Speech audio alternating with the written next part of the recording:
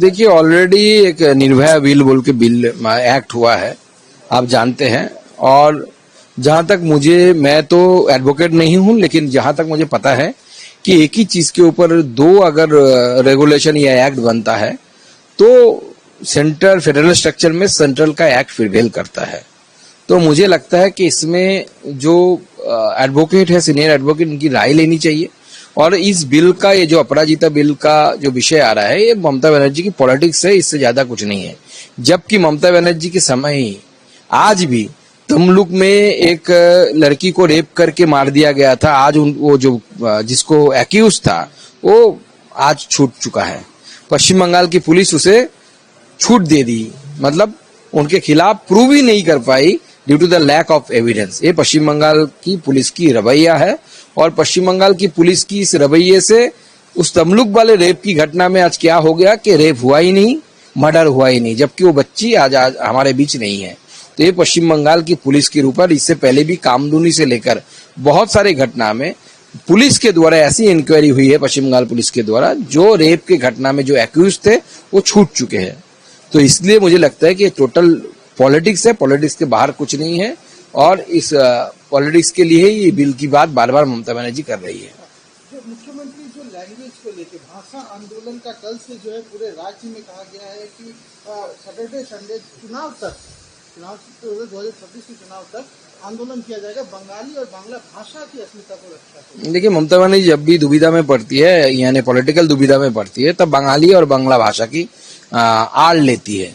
जबकि ममता बनर्जी वही राजनीतिक नेतृत्व है जिन्होंने पश्चिम बंगाल से जाने वाले बांग्ला भाषी एमपीज की संख्या घटा दी है।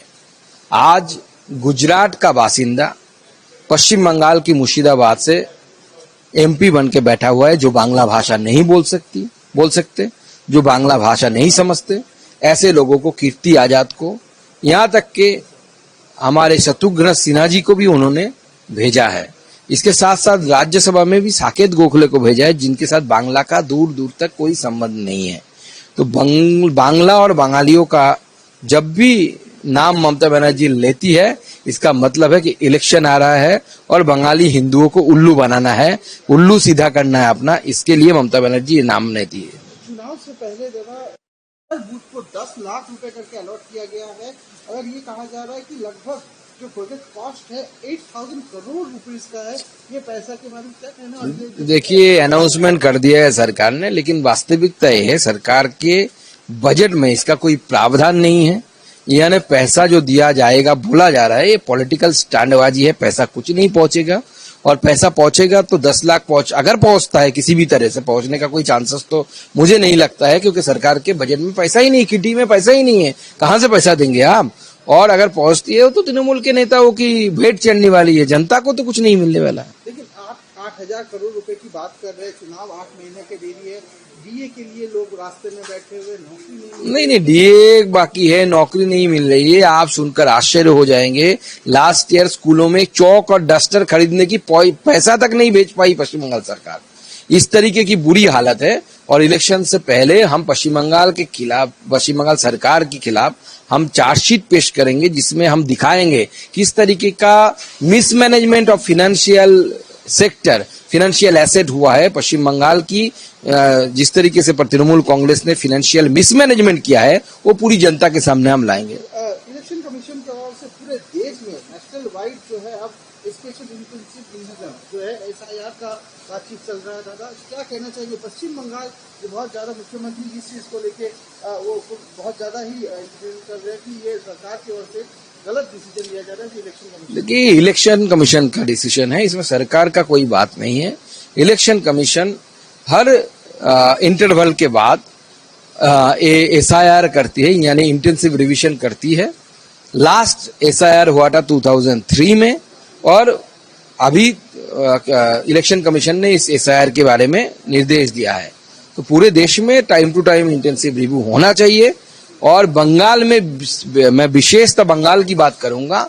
बंगाल में जिस तरीके से रोहिंग्या मुस्लिम घुसकर बैठे हुए हैं, ये हमारे डेमोक्रेसी के लिए सही नहीं है, धर्मशाला नहीं है। एक भी इलीगल मुस्लिम इमिग्रेंट को जो यहाँ पे वोटर बन के छुपा हुआ है रहने नहीं दिया जाएगा। ये इलेक्शन कमीशन की से हमारी गुहार है कि आप सारे ऐसे लोग जो भारत के नागरिक नहीं है, मुसलमान घुसपैठी है, उनको भेजिए। बांग्लादेश से जो आए हैं उनको बाहर भेजिए। लेकिन उसके खिलाफ बोल रहे कि अगर आंदोलन करना पड़े तो दिल्ली जाना पड़े तो दिल्ली जाए। जहां मर्जी वहां जाए, कौन मना कर रहा है? कौन मना कर रहा है? जाने दीजिए। लेकिन यही ममता बनर्जी है, जब उन्होंने लोकसभा के अंदर पेपर फेंक के मारा था towards the chair of the Lok Sabha speaker कि ये डिमांड करके कि बंगाल की इलेक्टोरल लिस्ट पूरी बांग्लादेशी मुसलमानों से भर चुका है, ममता बनर्जी ने खुद फेंका था।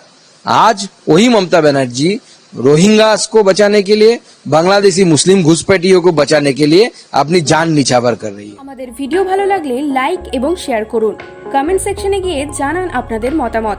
আরো ভিডিও পেতে আমাদের চ্যানেল সাবস্ক্রাইব করুন এবং প্রতি মুহূর্তে খবরের আপডেট পেতে প্রেস করুন বেল আইকন।